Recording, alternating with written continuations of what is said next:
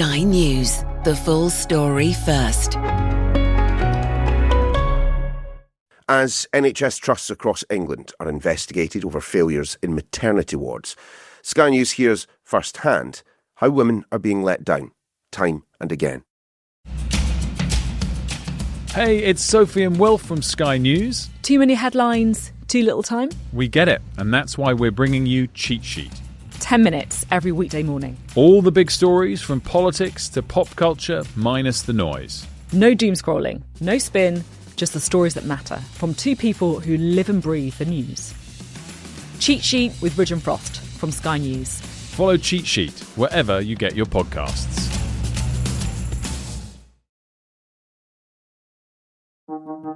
Traumatic births are more common than anyone would wish, and a new Sky News documentary reveals that the effects of substandard maternity care can be felt long after any delivery. This is something that I haven't wanted to think about, let alone speak publicly about. This is a topic which is spoken about in whispered conversations. Something like this birth injury, has affected my whole entire life.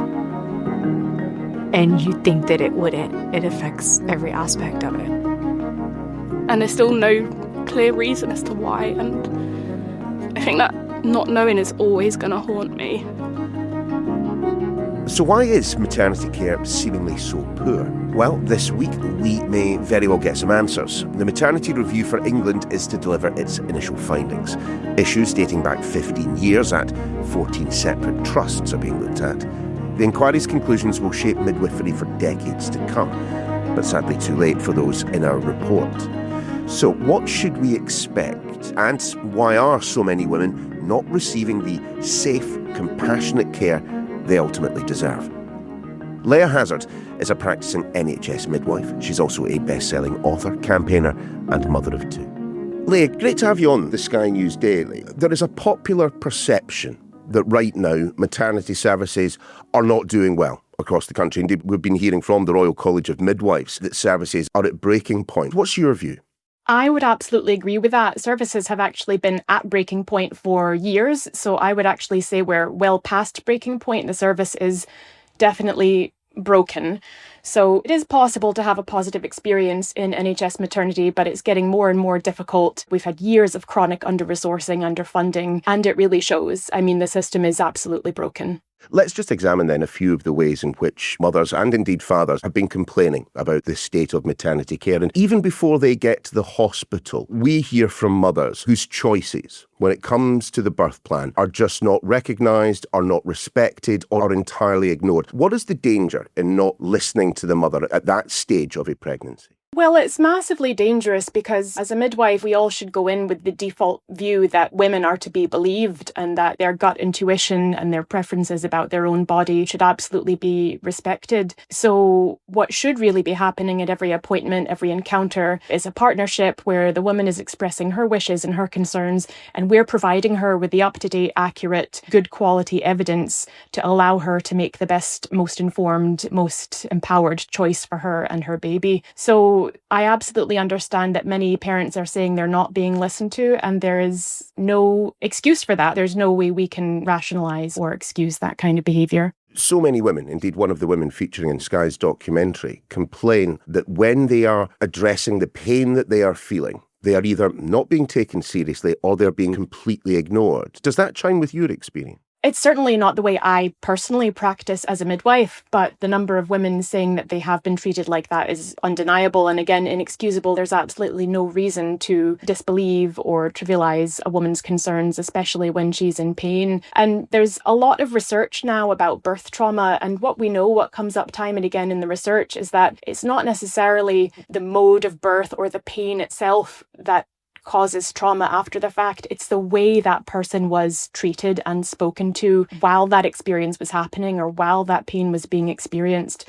So absolutely listening and being compassionate and responsive can make a huge difference to the woman's perception of the birth, both at the time and in retrospect. Why might that be the case, do you think, when it comes to pain relief? Because again, we also hear from mothers that during the process of birth, they are sometimes made to feel personally expendable, that they are nothing more than a birth canal, that they're often treated like a piece of meat. Well, as midwife, it makes me really incredibly sad to hear that, and I'm absolutely not here to be an apologist for that kind of behaviour.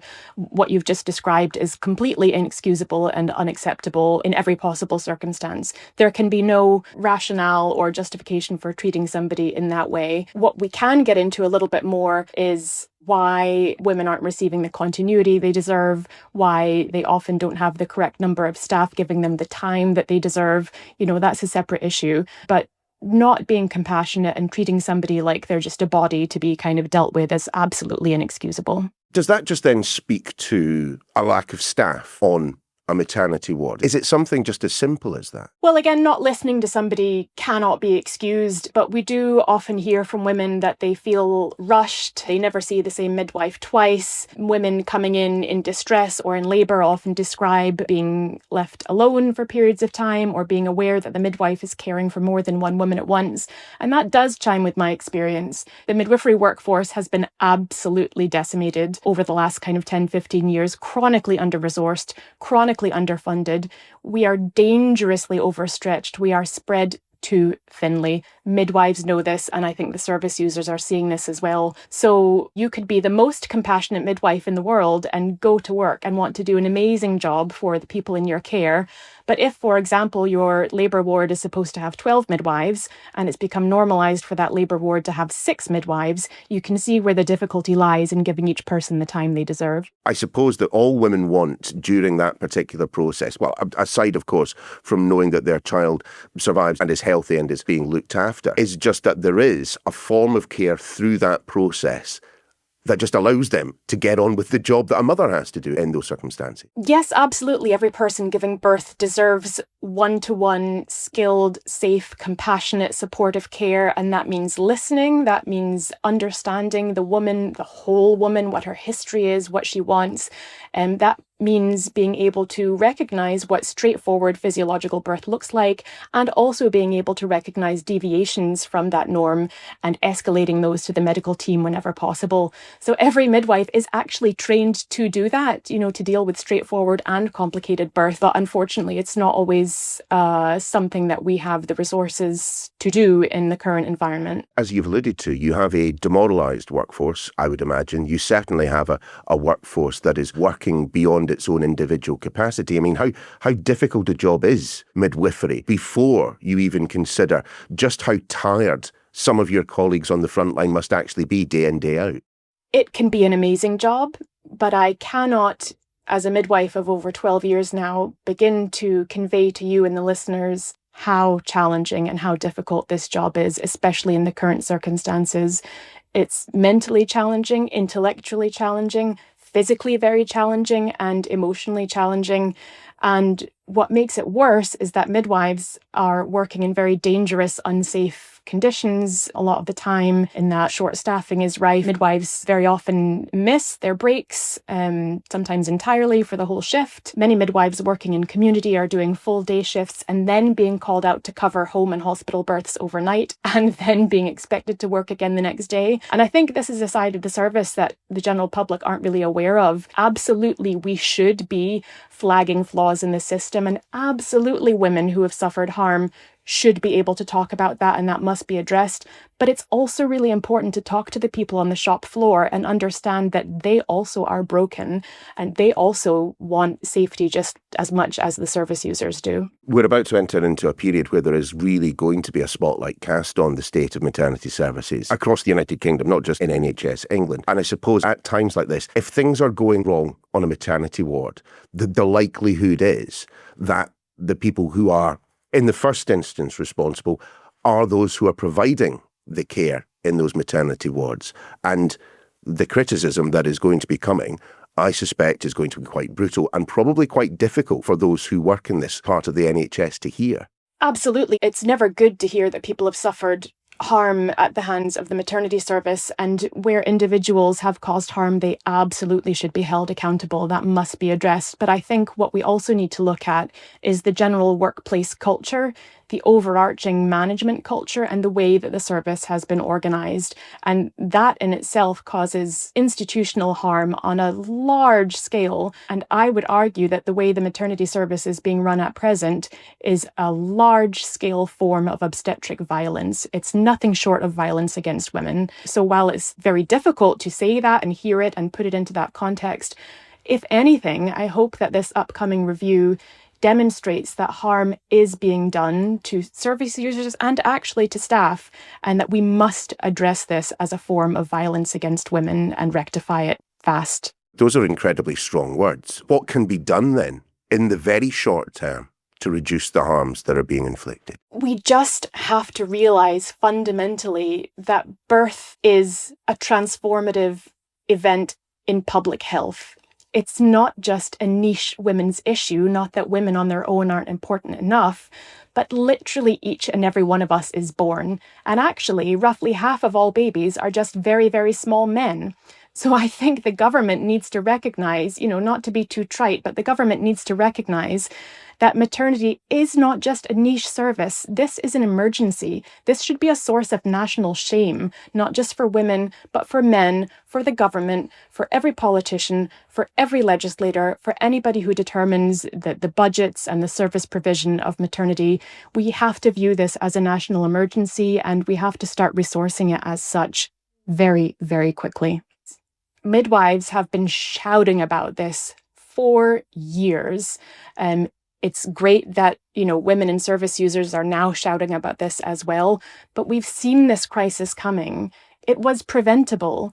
We've known it was happening, and now it's well past happening. As I said at the top of the interview, it's past the breaking point. So I'm very, very sad that we've ended up like this, but we saw it coming. Is it just then a question of more money, more staff? Or is there a requirement, do you think, in your mind, for better training to shape midwifery and the department for the needs of the 21st century just a little bit better? Well, it's interesting. I mean, midwifery education has been under attack recently, not always for evidenced, well-founded reasons. Midwifery education is highly regulated. The curricula is well established and well evidenced. So I don't think it's necessarily a matter of training. Certainly there are some of the wrong people in the job, and I'll be the first to admit that. I know that there are some people working in the system who shouldn't be, but I think that probably goes for every aspect of the NHS, unfortunately. But yes, we need that kind of cultural sea change that I've suggested, and we need money. Not to be too mercenary about it, but this government has reduced the ring-fenced maternity safety fund from £98 million to £2 million. So the math is not mathing. This review will be absolutely toothless and ineffective if it's not backed up by some cold hard cash. When you say the wrong people might be working in midwifery, what do you mean by that? Well, in healthcare, you have to be a caring person, you have to be compassionate, you have to be capable of listening, empathizing, responding, as well as all the clinical skills that come with the role. I don't think midwifery is unique in the fact that most of us should be in the job and do want to care and do a good job. But as with any part of healthcare, there will be some who are lacking in compassion or have become so hardened and burnt out over the years that they are causing the kind of harms that you've spoken of. So I don't know what the answer is there, but absolutely we have to cultivate a more compassionate working culture across the board. How did you get into this as a career? Because it wasn't the first career, was it? No, I came to this a little bit later in life as a so-called mature student, which is actually how many midwives come into the profession. I worked kind of behind the scenes in a not very glamorous job in television and journalism before the birth of my first child, which was such a difficult experience, actually, that it prompted me to try and figure out, why is it like this for so many women? And I really wanted to be able to make a positive change for other women going through this experience. So I had another child. I ultimately made the decision to go back to university and retrain in midwifery, which I did, qualifying in 2013. And I think what a lot of people forget is that they sort of talk about midwives and mothers in binary terms, but actually so many midwives came into the profession because of our experiences becoming mothers and because we want to make things better for other people. So what makes you keep turning up to work then? It's a really good question. I'm as surprised as anybody that I'm still a midwife after 12 years. I have actually had periods in my career where I've decided to step away and to leave midwifery completely. I've been burnt out, anxious, stressed, depressed, and I've made some real changes to my working habits so that I can engage with the system in a way that is still healthy and sustainable for me. But I recognize that not everybody has the privilege and ability to do that. And indeed, we're seeing that in the mass drop-off in retention in our profession. You know, many midwives would like to keep turning up every day, but ultimately find that they just can't. Leah, it has been great to have you and your expertise on the podcast. Thanks very much. Thanks, I appreciate it. The documentary we've been referring to can be found over on the Sky News website. That's your lot for The Daily. We're back again tomorrow.